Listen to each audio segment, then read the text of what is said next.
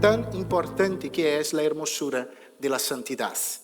El tema nuestro en esta tercera sesión será ¿quién subirá al monte del Señor? La santificación y la obra mediadora de Cristo.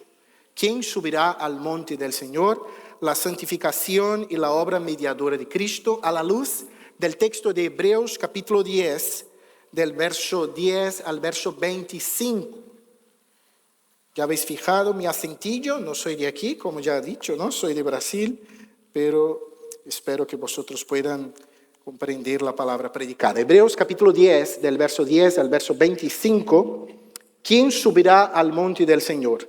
La santificación y la obra mediadora de Cristo. Así está escrito en la palabra del Señor. En esa voluntad somos santificados mediante la ofrenda del cuerpo de Jesucristo hecha una vez para siempre. Y ciertamente todo sacerdote está día tras día ministrando y ofreciendo muchas veces los mismos sacrificios que nunca pueden quitar los pecados. Pero Cristo, habiendo ofrecido una vez para siempre un solo sacrificio por los pecados, se ha sentado a la diestra de Dios, de ahí en adelante esperando hasta que sus enemigos sean puestos por estrado de sus pies. Porque con una sola ofrenda hizo perfecto para siempre los santificados. Y nos atestigua lo mismo el Espíritu Santo, porque después de haber dicho, este es el pacto que haré con ellos después de aquellos días, dice el Señor, pondré mis leyes en sus corazones y en sus mentes las escribiré. Y añade, y nunca más me acordaré de sus pecados y transgresiones. Pues donde hay remisión de estos, no hay más ofrenda por el pecado.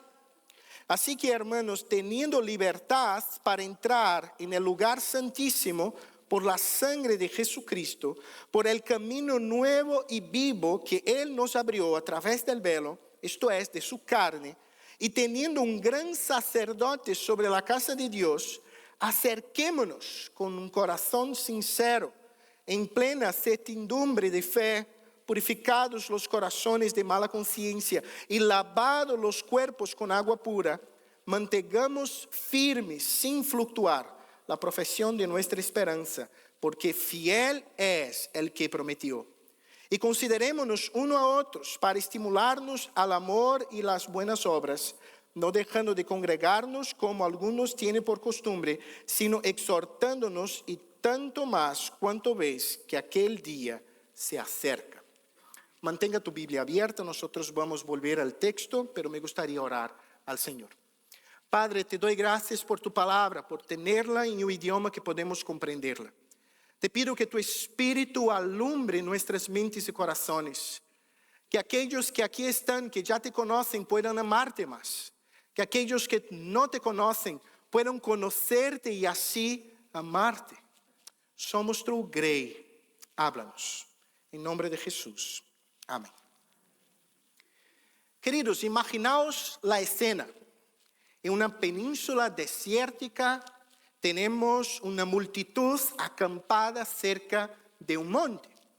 Pero no era un monte normal, o por lo menos no en aquellos días. Aquel monte estaba haciendo cosas asombrosas en los últimos días. El Dios de aquel pueblo había prometido que en 3 días descendería a las cumbres de aquella montaña de una manera clara para hablar con ellos. En todo aquel momento las personas no podían tirar la mirada de aquel monte. Aquel monte humeaba, temblaba, rayos, truenos, una cosa asombrosa y gloriosa a la vez. Y entonces pasó. El Dios creador de los cielos y de la tierra bajó, descendió a la cumbre de aquel monte.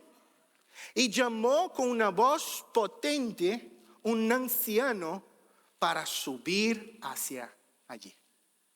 Y entonces un anciano de 80 años sale del medio del campamento con su bastón, subiendo al encuentro del Dios Todopoderoso, con aquellos bastones batiendo sobre las rocas que aquel mismo Dios había creado. Y aquel pueblo se queda mirando asombroso asombrado esta escena. Esta escena la vemos de una manera mucho mejor descrita en Éxodo capítulo 19. Estamos delante de un monte, el monte Sinaí. Estamos delante de un campamento, el campamento de los hebreos sacados del Egipto hacía poco tiempo. Y tenemos un anciano de 80 años, Moisés, siendo llamado a subir al monte del Señor. Algunos teólogos creen, y yo estoy con ellos, que fue esta imagen que inspiró David a componer el Salmo 24, que hemos leído antes de empezar esta predicación. El Salmo 24 sin duda no era sobre Moisés, sino sobre el Cristo que vendría y que sería de hecho aquel a quien Moisés tan solo apuntaba.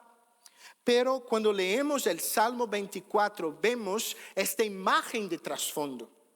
De Jehová es la tierra y su plenitud, el mundo y los que en él habitan, porque él la fundó sobre los mares, la firmó sobre los ríos. ¿Quién subirá al monte de Jehová y quién estará en su santo lugar?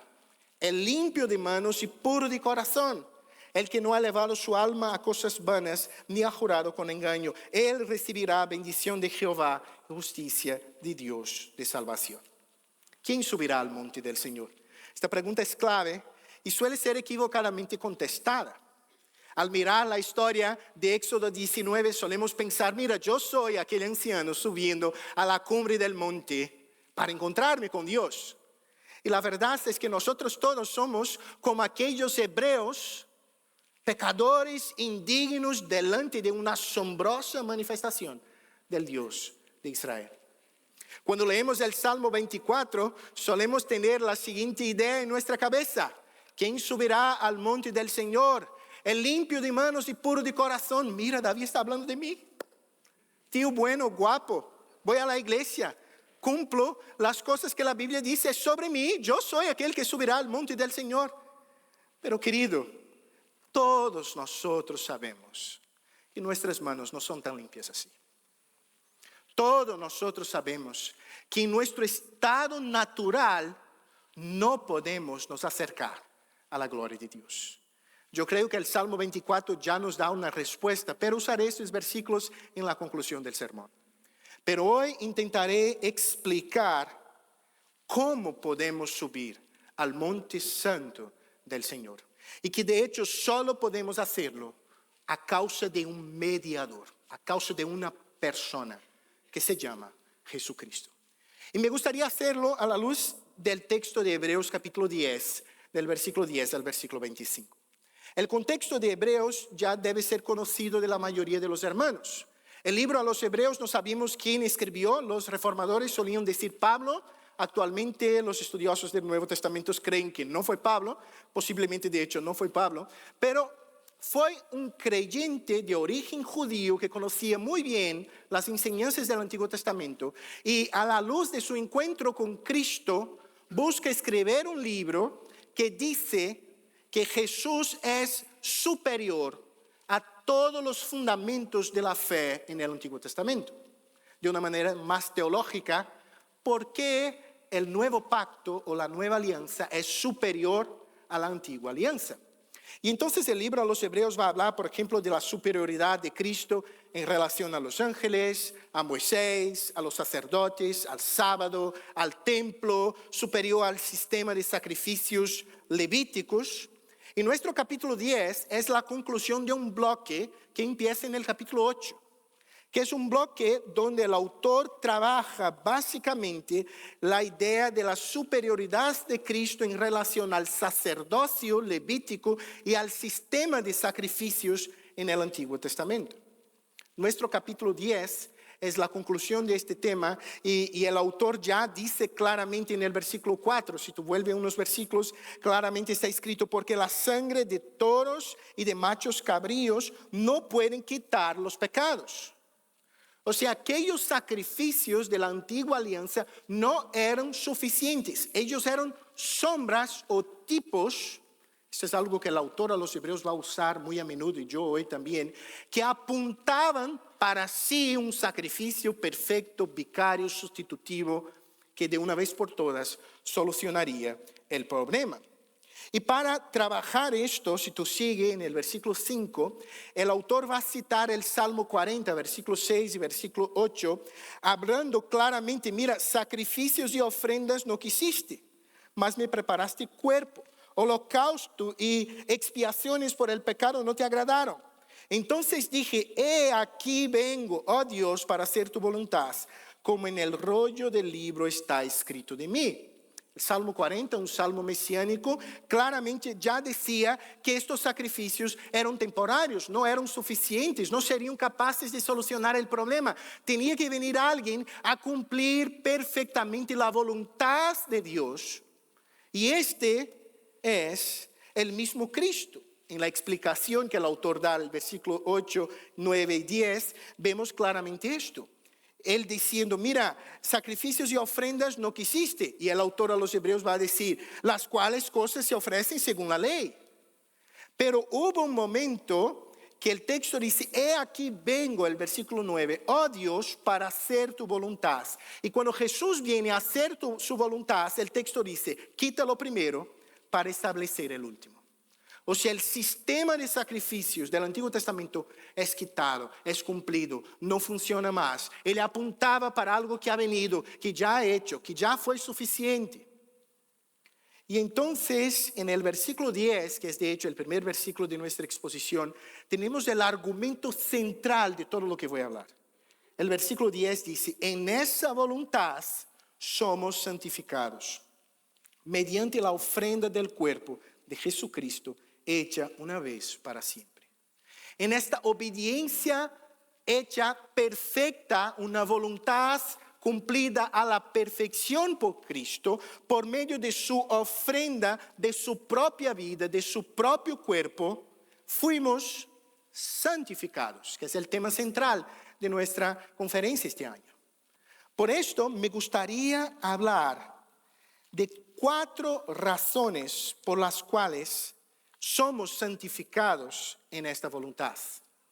Y 4 razones que nos ayudarán a contestar por qué y quién puede subir al monte santo del Señor.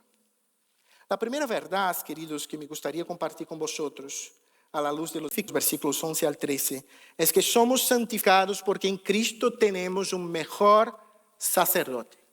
Somos santificados porque en Cristo tenemos un mejor sacerdote. Mirad el versículo 11. Ciertamente todo sacerdote está día tras día ministrando y ofreciendo muchas veces los mismos sacrificios, que nunca pueden quitar los pecados. Pero Cristo, habiendo ofrecido una vez para siempre un solo sacrificio por los pecados, se ha sentado a la diestra de Dios. De ahí en adelante esperando hasta que sus enemigos sean puestos por estrado de sus pies. Somos santificados porque Cristo es nuestro perfecto sumo sacerdote. El primer gran argumento del autor a los Hebreos es que sí tenemos un sacerdote con manos limpias, con corazón puro, que subió al monte santo del Señor y ofreció un sacrificio perfecto en nuestro lugar. El texto claramente dice que los sacerdotes en la antigua alianza ministraban día tras día. En el templo teníamos sacrificios por la mañana y por la noche todos los días. Y la repetición de estos sacrificios ya declaran por sí solos que uno no era suficiente. Tenían que repetirse. Y el texto dice, no obstante, que Cristo, versículo 12, habiendo ofrecido una vez para siempre un solo sacrificio por los pecados, se ha sentado a la diestra de Dios. Es muy curioso que comentaristas bíblicos, por ejemplo, como William Hendrickson, dice que cuando tú miras al templo, los muebles del templo, teníamos el candelero, teníamos la mesa de expiación, teníamos el arca de la alianza, teníamos cosas, pero no tenía silla. Y no tenía silla porque el sacerdote tenía un trabajo inagotable. Él trabajaba siempre. Tú solo se sientas cuando tú has acabado tu turno de trabajo. Querido hermano, tenemos un sacerdote en Cristo Jesús que realizó un sacrificio perfecto y puede se sentar. porque finalizó su obra perfecta en nuestro lugar. Este es nuestro Redentor, este es nuestro Salvador. Aquel que se sienta a la espera, dice el texto, que todos sus enemigos sean puestos por estrado de sus pies. Y esta, la verdad, no es una espera pasiva, Él es nuestro intercesor, pero es el descanso del victorioso, he nombrado yo. Es aquel hecho de que el sacrificio de Cristo es tan perfecto, tan claramente cumplió la ley de Dios, que Jesús puede esperar con la certeza que el día llegará donde todos sus enemigos serán sujetos a su voluntad, porque Él es un sacerdote con manos limpias, con corazón limpio, que nunca ha pecado y ofreció perfectamente su propia vida en nuestro lugar. Somos santificados porque tenemos un sacerdote perfecto. Algunas implicaciones de esta primera parte, que tienen que ver esto conmigo. Primero, la religiosidad humana es una expresión de intento de apaciguamiento de la justicia divina. El hombre piensa que puede se acercar a Dios por medio de rituales, de cumplir determinadas cosas, por medio de buenas obras, pero sabemos que estas cosas son insuficientes porque todas son manchadas por manos pecaminosas. Pero es muy interesante que muchas veces hacemos la misma cosa en nuestra vida de santificación. Pensamos así, mira, soy salvo por la gracia, pero todo lo que hago día tras día es porque yo soy bueno. Es porque yo puedo, es porque yo me esfuerzo, yo estudio, yo voy a la iglesia, entonces las cosas van a funcionar. Querido, la misma gracia que nos salva es la misma gracia que nos santifica. Es el Señor, es su obra en nosotros. Una noche, no hace mucho tiempo, yo estaba con mis pequeñas. Antes de dormir solemos leer alguna cosa, hacer una pequeña devocional. Ahora estamos leyendo el libro de Pilar, a ellas les encantan, pero hacíamos una devocional y la devocional de aquel día tocó algo que hablaba en un lenguaje muy evangélico de ir a vivir en el cielo. Sara, mi pequeña Sara de 4 años y medio, me mira a la cara y dice así, pero papá, para ir a vivir al cielo, yo tengo que obedecer todo tiempo, todas las cosas. Yo me quedé sorprendido. Ella tiene 4 años y medio. Y yo dije, Dios me ha dado una oportunidad increíble aquí. Yo dije, hija, tengo 2 noticias para ti. Una es que sí es verdad, tenemos que obedecer todo en todo tiempo. Y ella ya se quedó entristecida, ¿no? Y la segunda cosa que yo le miré, yo dije, pero tú no puedes, y mi papá no. Y ella dijo, no, no puedo. Pero yo dije, alguien pudo. Hubo uno que sí puede. Él es un perfecto sumo sacerdote, con manos limpias, corazón limpio, uno que vivió en un mundo lleno de pecados, pero nunca pecó, que se asentó con pecadores, pero no fue manchado por el pecado de los otros, sino que esparció su santidad a los indignos. Su nombre era Jesucristo. Él es la razón por la cual hombres como nosotros, mi pequeña y los ancianos que aquí están, pueden se acercar a Dios. Es solo por Cristo Jesús. Tenemos un sacerdote perfecto, pero puede que tú busques en tu vida de santidad santificación por esfuerzo propio, por capacidades propias. Pero esto tú sabes que genera muchas frustraciones, ¿sí? Porque día tras día tú te miras al espejo y ves que tú no consigues. Yo digo, luche por tu santidad personal, pero luche en la fuerza y en el poder de tu sacerdote perfecto que se llama Jesucristo. Somos santificados porque tenemos un sacerdote perfecto. Segunda verdad, somos santificados porque en Cristo tenemos una mejor ofrenda. El texto continúa en el versículo 14. Porque con una sola ofrenda hizo perfecto para siempre los santificados. A mí me encanta esa expresión de Hebreos. El texto está diciendo, mira, los sacrificios en la antigua alianza eran diarios, muchos y muchos y muchos. Pero hubo un sacrificio perfecto, ofrecido de una sola vez, y este sacrificio fue capaz de hacer perfecto para siempre los santificados. Todos aquellos por quien Jesús murió en una cruz serán santificados hasta el último día. Porque ninguna gota de su sangre fue en vano. Él es un Salvador perfecto. Jesús no nos da la oportunidad de salvarnos. Jesús nos salva.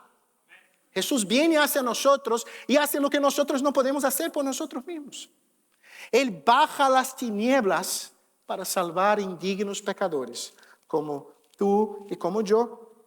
Y entonces, para explicar esta verdad, el autor de los Hebreos cita una vez más Jeremías 31, del 33 al 34, que está en los versículos 15 y 16.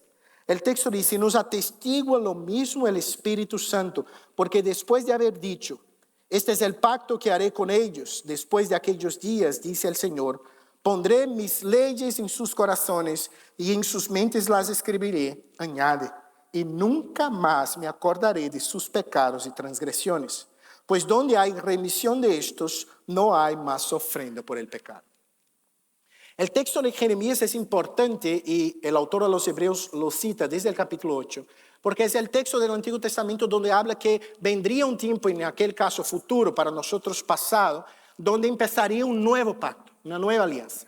Y el texto dice que las leyes serían puestas por el mismo Espíritu en el corazón del hombre.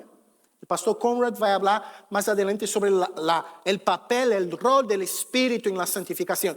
Dios pone en nuestros corazones su ley, pero la relación aquí que el autor de los Hebreos hace es muy interesante. Él dice así, mira, el texto dice, nunca más me acordaré de sus pecados. Y entonces él dice así, para que pecados no sean recordados, o sea, donde hay remisión de estos, no hay más ofrenda por el pecado. Pecados no son más acordados porque fueron pagados. Y tenemos en Cristo Jesús, una ofrenda perfecta, un cordero que quita el pecado del mundo. Somos santificados porque tenemos en Cristo una mejor ofrenda. Algunas implicaciones de esta segunda parte. Es muy curioso, Jesús es a la vez sacerdote y ofrenda. Él es la mano que lleva y el sacrificio que es llevado. Es la mano que inmola y el cordero que es inmolado. Toda nuestra santificación es fruto de la obra perfecta de Cristo Jesús. Cuando va a comentar sobre el texto, Calvino dice que esta es una de las razones por las cuales el concepto católico romano de misa es imposible de ser sostenido bíblicamente. Porque para un católico romano el sacerdote, al consagrar los elementos, él hace el sacrificio una vez más. Pero nuestro Redentor se ha dado una sola vez, perfectamente, por nosotros. Y su sacrificio es suficiente para salvar los suyos. Muchos siguen pensando en su salvación en términos de sacrificios personales. Muchos piensan que serán salvos porque cumplieron determinadas rituales religiosos. Si tú haces una encuesta en tu iglesia y preguntas, mira, tú has muerto hoy, estás delante de la puerta del cielo, vamos a poner ahí, vamos a ilustrar un poquito más. Hoy tiene un ángel allí y el ángel dice, mira, ¿por qué tengo que dejarte pasar? Tú te vas a sorprender con las respuestas. Vendrá cosas como, mira, porque yo voy a la iglesia y mi pastor es Luis Cano, entonces tengo que entrar, porque si no, no voy a entrar. Mira, porque yo ayuno. En una generación que la gente se pone gordita porque come mucho, yo ayuno. No, mira, yo me arrodillo a orar. Y querido, yo te digo una cosa, la única razón por la cual podemos subir al monte del Señor es porque Cristo es un sacrificio perfecto. Porque Él pagó el precio de nuestro pecado. Como diría un querido reformador español del siglo XVI, para mí el más apasionante de todos, Juan Pérez de Pineda, él dijo así en su epístola consolatoria: Cristo solo es el fundamento de nuestra esperanza, ya que en Él y por Él somos amados de Dios como hijos. Es por Cristo y no por nosotros. ¿Quién subirá al monte santo del Señor? Aquel que reconoce a Cristo como un mejor sacrificio perfecto y suficiente. Pero ya vimos, tenemos en Cristo un mejor sacerdote, tenemos en Cristo una mejor ofrenda, pero el texto sigue y el tercer punto, somos santificados porque en Cristo tenemos un mejor camino. Mirad el versículo 19. Así que, hermanos, teniendo libertad para entrar en el lugar santísimo por la sangre de Jesucristo, por el camino nuevo y vivo que Él nos abrió a través del velo, esto es, de su carne, y teniendo un gran sacerdote sobre la casa de Dios, acerquémonos. Por medio de Cristo, nuestro sacerdote y ofrenda, tenemos un gran privilegio: acceso a la presencia de Dios. Podemos tener la certeza que por medio de Cristo Jesús entramos en el santísimo lugar, en delante de aquel que creó todas las cosas, que llama a las estrellas por su nombre, que creó cada célula de nuestro cuerpo, cada estrella, cada galaxia más lejana. Podemos adentrarnos a su presencia porque la sangre de Cristo cubrió nuestro pecado. Él no mira más a nosotros como nosotros mismos, sino sobre la justicia perfecta de su Hijo Jesucristo. Queridos, por esto podemos tener libertad para entrar en el lugar santísimo. Esta es una frase que no nos llama mucho la atención. Ya estamos un poco acostumbrados con el tema, ¿no? Pero imagínatelo un judío leyendo que podemos entrar al lugar santísimo, que podemos entrar en la presencia de Dios. El lugar santísimo era la sala más interior del templo. Era ella donde estaba allí el arca de la alianza, las cosas más sagradas para el pueblo judío. Y tenía un velo que separaba el lugar santo del santísimo lugar. Este velo era una puerta que permitía tanto la entrada del sumo sacerdote como impedía la entrada de todos los demás. Y el sumo sacerdote no podía entrar allí cuando le daba la gana. Mira, hoy por la mañana me voy allí a hablar con Dios. No. Tenía un día, un momento y una hora específica una vez al año para entrar allí. Pero el autor a los Hebreos dice: tener la libertad y la osadía de entrar en el lugar santísimo.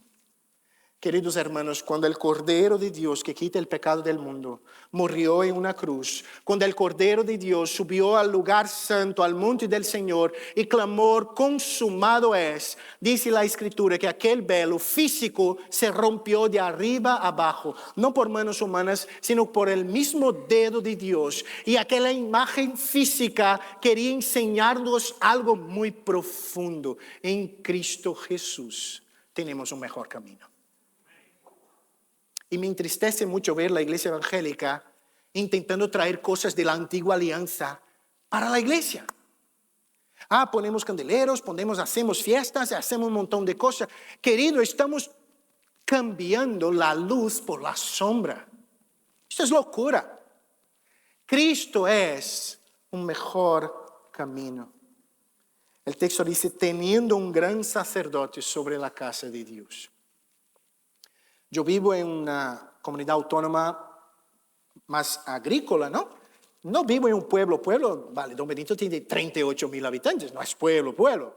Pero es muy interesante que yo vivo en un contexto que si alguien me pregunta: mira, ¿qué eres? Yo digo: soy pastor. Se pregunta: ¿de qué ganado? ¿Oveja? ¿De qué? Tú eres pastor, básicamente. Y entonces, cuando me saben que soy religioso, intentan ponerme la pega de cura o sacerdote, ¿no?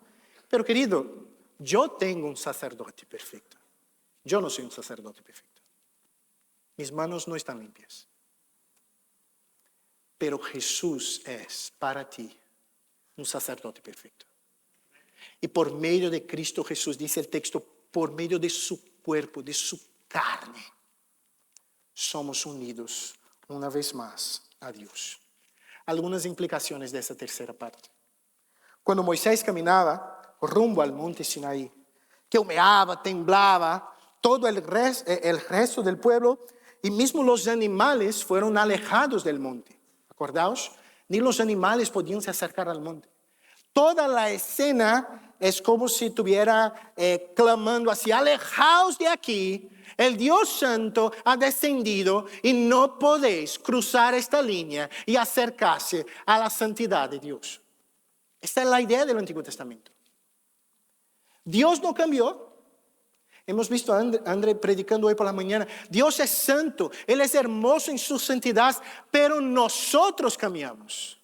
La identidad de nosotros ha cambiado. Sobre nosotros está la sangre del Cordero de Dios que quita el pecado del mundo. Y ahora podemos con osadía y libertad entrar en el santísimo lugar, no por nuestros méritos, no por nuestras manos, sino por el sacrificio perfecto de Cristo en nuestro lugar. Pero muchos quieren relacionarse con Dios por caminos equivocados. Muchos quieren ganar su aprobación por medio de obras, rituales, una vida moral o mismo religiosa. Otros piensan, y ahí más en nuestro mundo evangélico, que pueden manipular a Dios, decretar que Él tiene que hacer determinada cosa. Queridos hermanos, yo no puedo ni acercarme delante de Dios sin un mediador. Pero tenemos este mediador. Tenemos este Salvador. Y podemos sí nos acercar a la presencia de Dios porque en Cristo Jesús la puerta de las ovejas es abierta. Y nuestro bondadoso pastor va a buscar las que le faltan y traer a su redil para con Él estar eternamente. Tenemos en Cristo un perfecto sacerdote. Y una vez más, Juan Pérez de Pineda dice así: cuando Dios nos recibe, no nos recibe con condición de que nosotros haremos bien, seremos fieles y perseveraremos en la bondad, porque esto no puede ser según nuestro estado natural tan corrompido. Mas nos recibe, mira qué cosa hermosa, en condición de que Él será nuestra vida, nuestro perdón, nuestra firmeza, nuestra perseverancia, nuestro médico en medicina, nuestro maestro, nuestra salvación y perpetuo redentor. Hemos cantado, mas no soy yo, sino Cristo en mí. Tal vez tú estés aquí en esta mañana y tú hayas luchado en tu vida de santidad con tus propias manos. Y tú te frustras porque tú no consigues. Tú sigues cayendo y cayendo una vez tras otra en los mismos pecados. Yo te digo, querido hermano, no luche con tus propias fuerzas, aférrate a Cristo, porque sin Él nada podéis hacer, dijo Jesús. Y tenía un profesor de griego que decía así: nada es nada. ¿No? Pastor tiene la manía, ¿no?, de decir así: pero en griego, en hebreo y tal, pero en griego nada es nada. Pastor, pero esto es muy fuerte. ¿Es nada, nada, nada, nada? Nada. Yo no puedo ser un buen papá, una buena mamá, una buena esposa, un buen creyente, un buen pastor, un buen misionero, un buen anciano. Yo no puedo ser un buen empleado, un buen profesor, un buen jefe sin Jesús en mi vida. Sin Él nada podéis hacer. ¿Quién subirá al monte del Señor? Aquel que pasan por la puerta que es Cristo y siguen por el único camino, aquellos que pasan por la cruz por medio de la sangre del Señor. El último punto es que además de somos santificados porque tenemos un sacerdote perfecto, una ofrenda perfecta, un mejor camino, somos santificados y en Cristo tenemos una mejor manera de vivir. Ahora cambió un poquito la frase. Somos santificados y en Cristo tenemos una mejor manera de vivir. Mira el versículo 22. Acerquémonos. Venid, cantamos en Navidad, ¿no? Venid, fieles todos, a Belén, marchemos. Esto solo es posible porque quien nació en Belén cumplió la ley en mi lugar, murió en un calvario para darme una vida que yo no soy capaz de comprar por mis propias manos. La obediencia de Cristo, dicen los teólogos reformados, es tanto activa como pasiva, ¿no? Él sufre el castigo de la ley en la cruz, pero ese sacrificio solo es digno porque Él obedeció toda su vida a la ley en nuestro lugar. Acerquémonos, pero el autor habla de aspectos prácticos, o sea, la santificación que la tenemos en Cristo Jesús, ella debe ser evidenciada de una manera práctica. Conoceréis un árbol por sus frutos. Entonces tenemos aquí 4 características, solo para ser didáctico, de la verdadera santidad. La verdadera santidad primero es expresada por medio de la limpieza de corazón y de práctica. Versículo 22, acerquémonos con corazón sincero, en plena certidumbre de fe, purificados los corazones de mala conciencia y lavados los cuerpos con agua pura. Es muy curioso la imagen que tenemos aquí. La santidad, ella tiene que ver tanto con algo que pasa en nuestra mente y corazón, cuanto algo que tiene que ver con nuestra propia vida como un todo. Debemos nos acercar, pero primeramente con un corazón sincero. Tú puedes engañar toda tu iglesia. Tú puedes engañar tu liderazgo. Tú puedes engañar a tu pastor. Tú puedes engañar a todos, pero a Dios, no. Tú tienes que pensar y reflexionar. Mi fe es sincera. Yo adoro al Señor con sinceridad. Eso es una evidencia de la santificación. Acerquémonos, pero acerquémonos con un corazón sincero, pero también en plena certidumbre de fe. Para relacionarnos con Dios tenemos que tener fe. Y no debemos olvidar este aspecto, porque esto es central de nuestra vida como creyentes. Sin fe nadie verá a Dios. Y Dios es santo. Sin santidad nadie verá a Dios. Es por medio de la fe que nos unimos a Cristo. Y el texto dice, queridos hermanos, además de este corazón sincero, esta plena certidumbre, fala purificados los corazones de mala conciencia y lavados los cuerpos con agua pura. Yo no voy a entrar aquí en la cuestión de una analogía o no del bautismo. Soy presbiteriano, ya lo sabéis. Pero la idea es de un cuerpo lavado, ¿vale? Y de una conciencia lavada.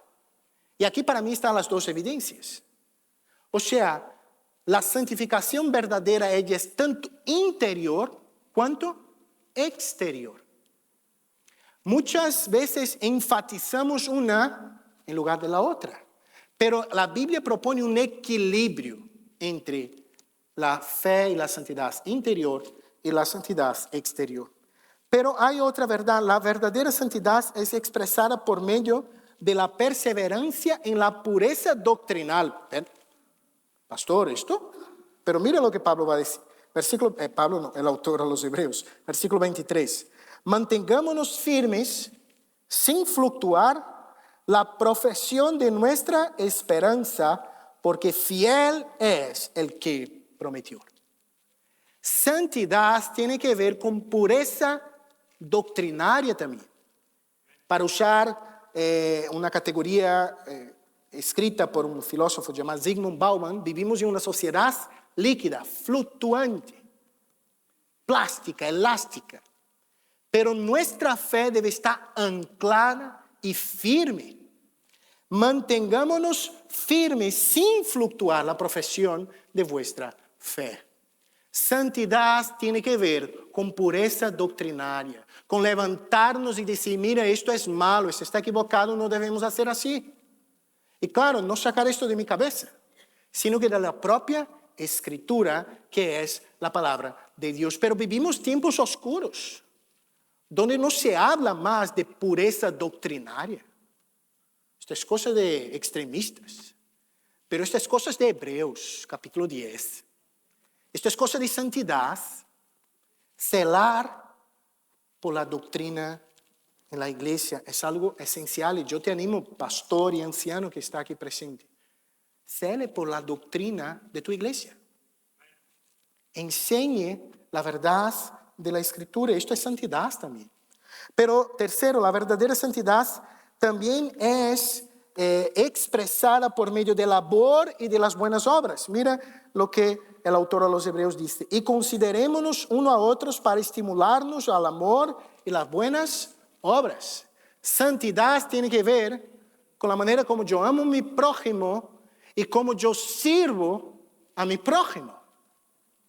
Ojo, protestantes no son contra buenas obras. Protestantes creen que las buenas obras son consecuencia de la salvación y no causa de la salvación. Pero algunas veces borramos esta parte, ¿no? Pero la Biblia dice claramente que la fe viene de manos dadas con las obras. Calvino dijo una frase que para mí es espectacular. Es por tanto la fe sola que justifica, y sin embargo la fe que justifica no está sola. La fe sola justifica, pero la fe que justifica nunca viene sola.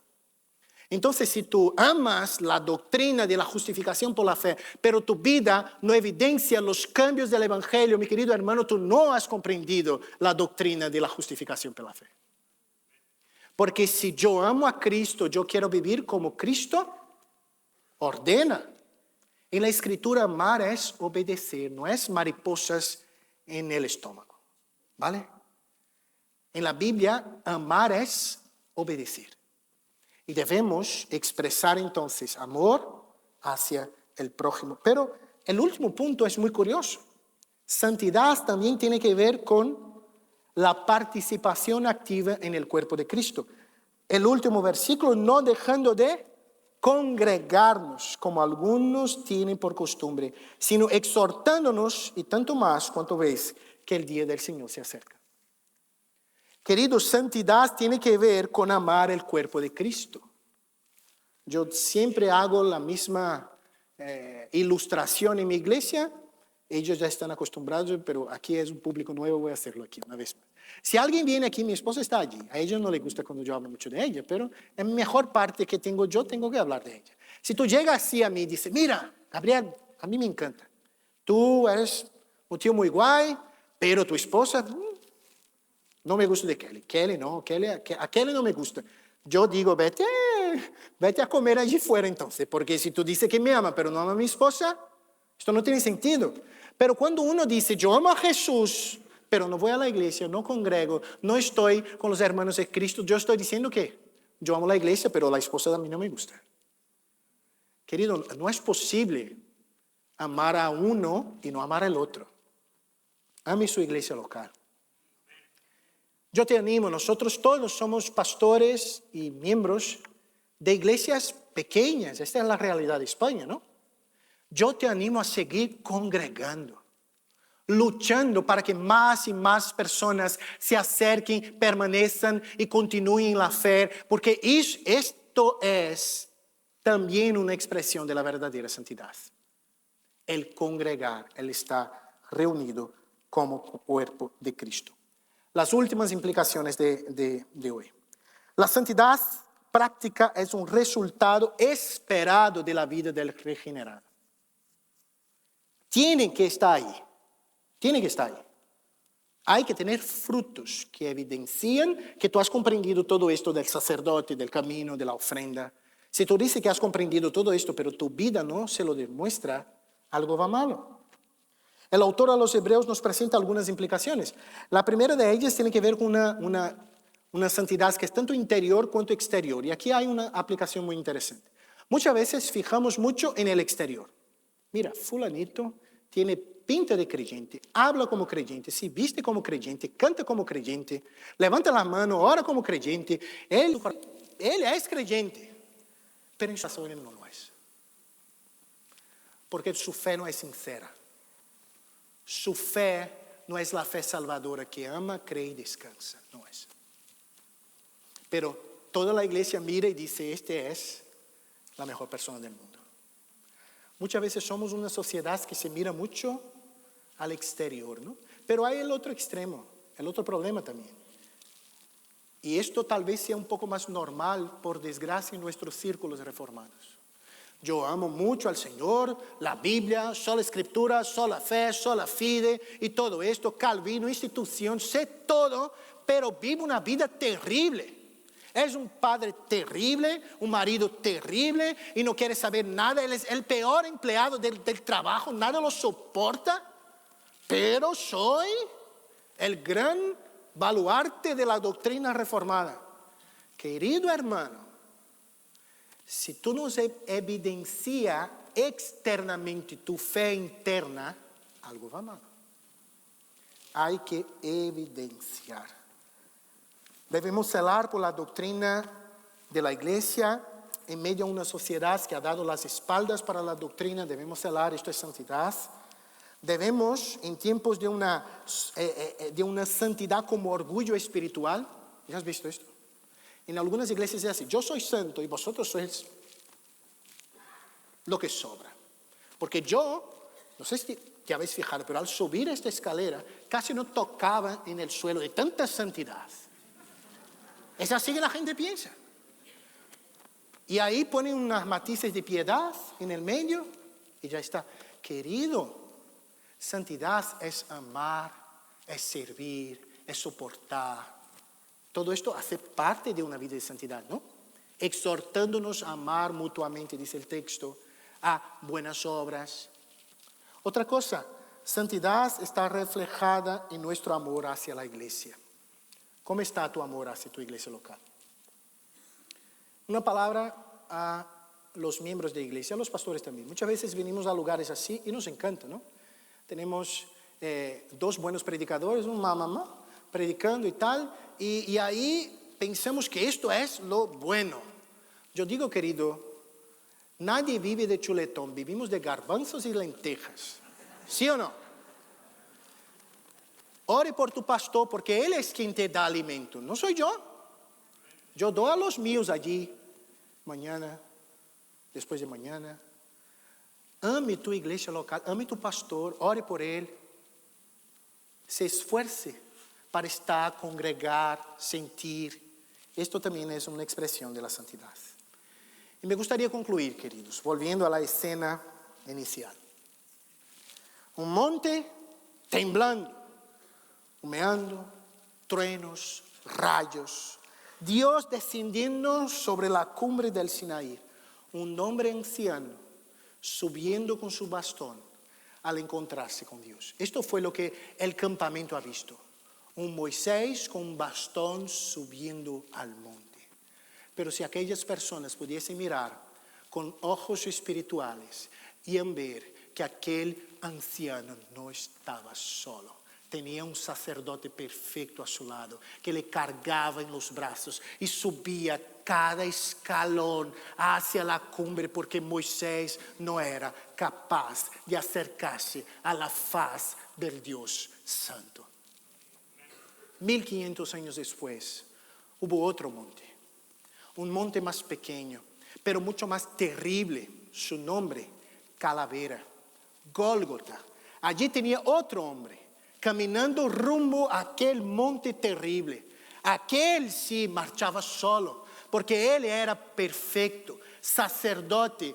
Él no tenía vestiduras sacerdotales, pero era el sumo sacerdote. Él no tenía lana de cordero, pero él era el cordero de Dios que quita el pecado del mundo. Y él aparentemente cargaba tan solo una cruz, la máxima expresión del tormento romano, pero sus hombros, y sobre sus hombros estaba el pecado del primer al último de todos aquellos que su Padre amó antes de la fundación del mundo. Y aquel hombre va subiendo al monte santo del Señor. Y al llegar allí, él clama en alta voz: consumado es. Era un perfecto sacerdote, una perfecta ofrenda. Era el mejor camino que nos garantiza una mejor manera de vivir. Y es por él que uno puede subir al monte santo del Señor. Querido hermano, no te olvides de estas verdades. Fue John Newton quien dijo, ya cerca de su muerte, ya frágil, el autor del himno Sublime Gracia, el pastor inglés del siglo XVIII, dijo: aun cuando mi memoria falla, recuerdo dos cosas claramente. Soy un gran pecador, pero Cristo es un gran Salvador. Te acuerdes de estas verdades, queridos. Y el Salmo 24 no acaba con quién subirá al monte del Señor. El Salmo 24 acaba así: alzad, oh puertas, vuestras cabezas, alzaos vosotras puertas eternas, y entrará el Rey de gloria. Jehová el fuerte y valiente, Jehová el poderoso en batallas. Alzad, oh puertas, vuestras cabezas, alzaos vosotras puertas eternas, y entrará el Rey de gloria. ¿Quién es este Rey de gloria? Jehová de los ejércitos. Él es el Rey de gloria. Es por Él que subimos al monte santo del Señor. Corra hacia Cristo. Arrepiéntase de sus pecados. Cree en Cristo. Él es la única manera de que uno suba al monte santo del Señor. Olvide Gabriel, Andrew, Conrad, que seamos olvidados, pero Cristo sea recordado. Porque Él es nuestro perfecto Salvador. Oremos al Señor.